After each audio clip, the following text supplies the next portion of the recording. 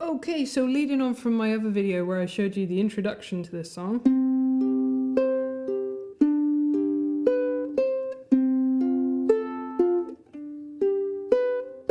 we're now going to have a go at using that index middle, ring middle picking pattern to tackle the entire song. So let's just get that started first. We're going to keep this beefed up C as well. I call it beefed up because normally that's how we play C, but we're going to put an extra G in it. Don't worry, it's still a C.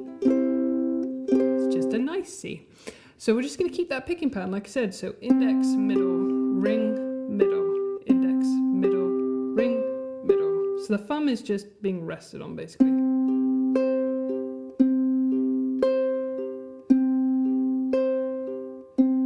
So before you do anything with this song, get that programmed into your fingers first.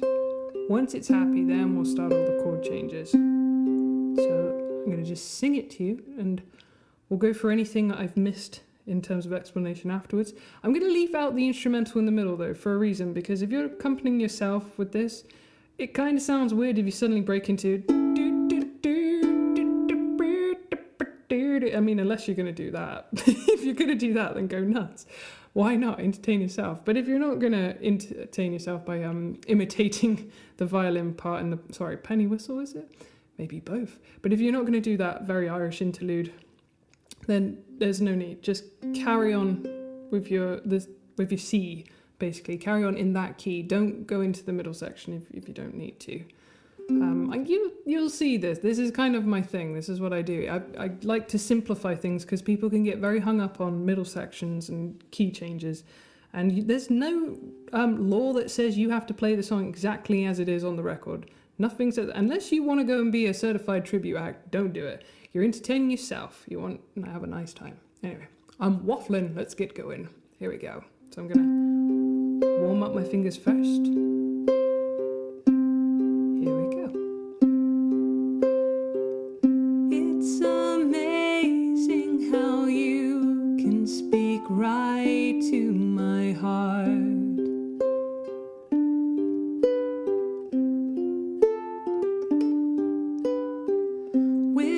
Saying a word, you can light up the dark.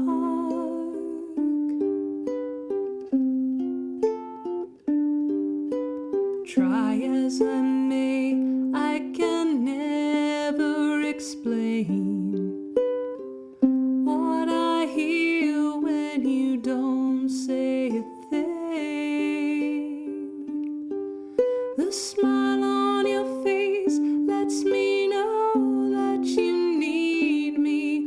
There's a truth in your eyes saying you'll never leave me. The touch of your hand says you'll catch me wherever I fall.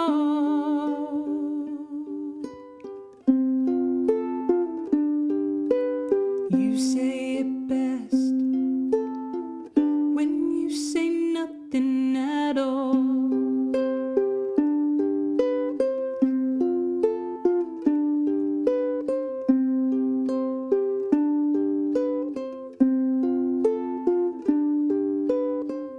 All day long I can hear people talking out loud.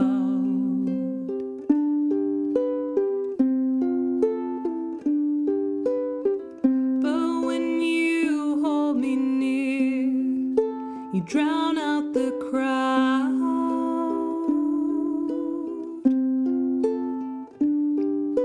Try as they may, they can never define what's been said between your heart and mine.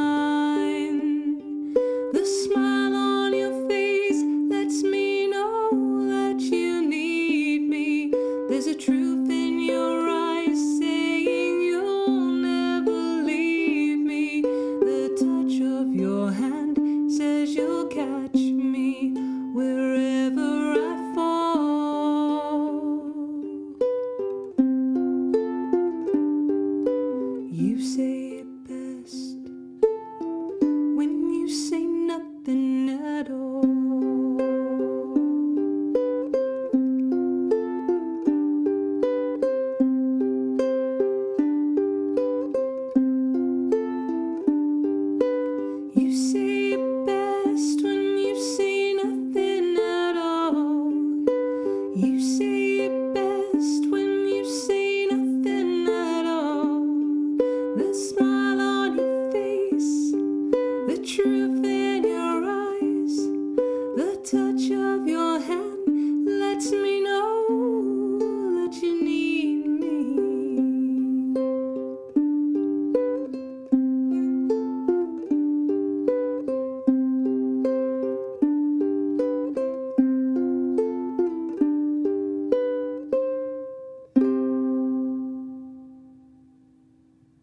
All right then, so little extra things that I did.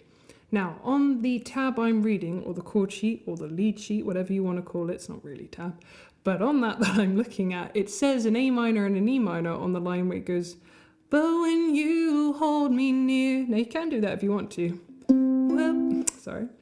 But when you hold me near, you drown out the crowd.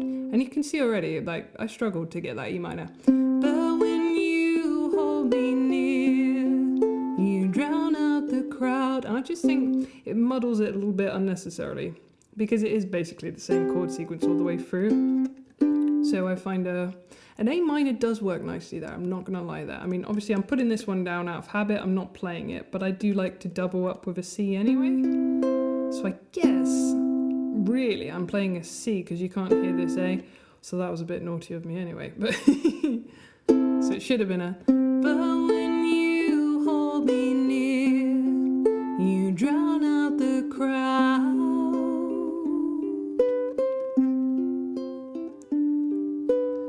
So there's your options. But yeah, inevitably I'm always going to be ignoring that E minor because I just feel like that doesn't quite suit it. The A minor, definitely, I'm with them on that one. But I feel like it should go to a G here. Up to you, but I always say don't overcomplicate things if you don't have to. You'll find that putting an A minor on the last line of the verse is quite nice as well. So if I rewind right back up to the first verse, verse 1, where you go, what I hear when you don't say a thing. So this is it, the way it's written here. What I hear when you don't say a thing.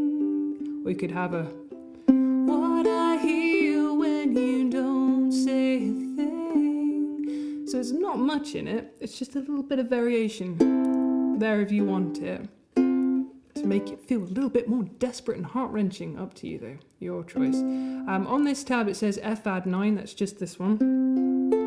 We can call it lazy F. You can put a full F down if you want to, but as you've seen I'm not picking this string anyway, I'm just being lazy and leaning on it. So it doesn't really make any difference whether I put it down or not. And that's pretty much all I'm doing. So the only other thing to talk about is where I'm putting this intro in. So obviously I'm starting with it, but it also comes in on the chorus.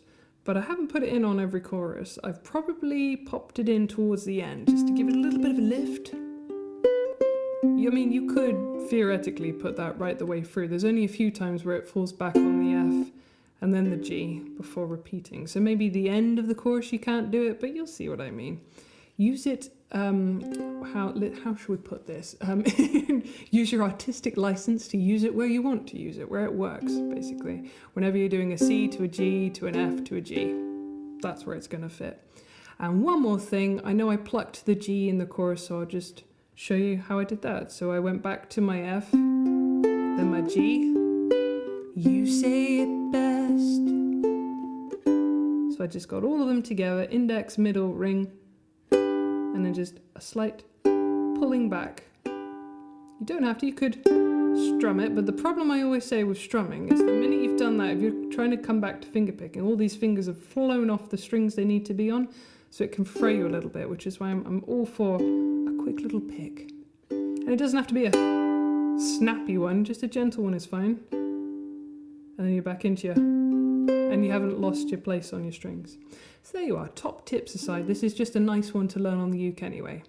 And like I said before, if you want to do the middle section, that's fine. Same picking pattern, just different chords, and carry on. So I hope that's been of use to you guys. Enjoy. Hope you like Ronan Keating. Thanks for watching. Bye-bye.